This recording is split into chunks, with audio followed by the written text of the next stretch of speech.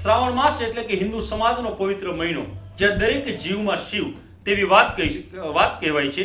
ત્યારે સાળીંગપુર રોડ કપલીધાર વિસ્તારમાં આવેલો દસનામ રામાનંદી સાધુનો સમાધિ સ્થળ કે જ્યાં કોઈ અજાણ્યા શખ્સો દ્વારા ત્યાં સમાધિ સ્થળ પર આવી અને તોડફોડ કરવામાં આવેલી છે, જેને લઈ અને સાધુ સમાજના આ કાર્યકરોના આગેવાનોમાં એક રોષ જોવા મળી રહ્યો છે, જ્યાં આગામી દિવસોની અંદર આ તોડફોડને લઈ અને પોલીસ સ્ટેશનની અંદર આ અસામાજિક તત્વો વિરુદ્ધ ફરિયાદ દાખલ કરવામાં આવશે અને જરૂર પડ્યા મામલતદારને આવેદનપત્ર અને તેમ છતાં પણ જો આ અજાણ્યા શખ્સો દ્વારા આ પ્રમાણેની કામગીરી કરતા રહેશે તો સમાજ દ્વારા એકત્રિત થઈ અને સમાજ જે પ્રમાણે નિર્ણય લેશે તે પ્રમાણે આગામી દિવસોની અંદર કાર્યક્રમો પણ કરવાની ચીમકી ઉચ્ચારેલ છે।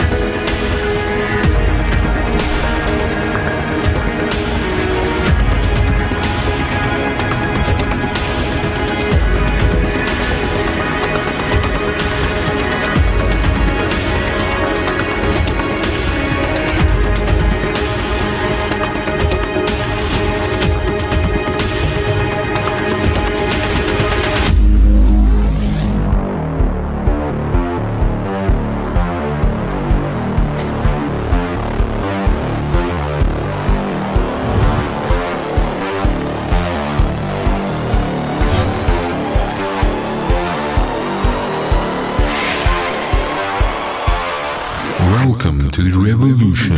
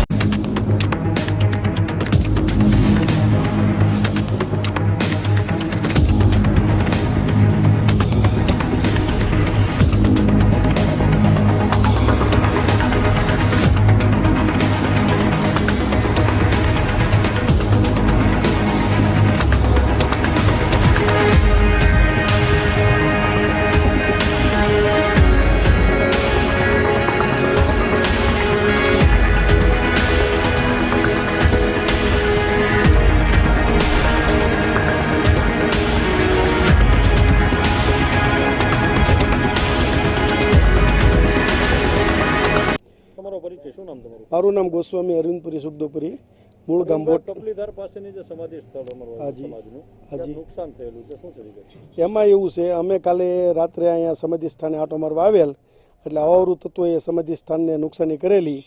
જે અમારે સમાધિ સ્થાનમાં ગુજરી ગયા પછી જે સમાધિ સ્થાનમાં અમારે બેસાડે અને અમારા શિવપુરાણમાં એનો ઉલ્લેખ છે કે જીવમાંથી શિવ થાય। જે શિવ છે અત્યારે શ્રાવણ મહિનો ચાલે છે તો એ સમાધિ તોડવાવાળાને કોઈ દિવસ પણ એને બક્ષે નહીં, ભોળાનાથ એને કોઈ દી માફ નહીં કરે એવી આ લોકોએ સમાધિ સ્થાનને ખંડિત કરેલ છે।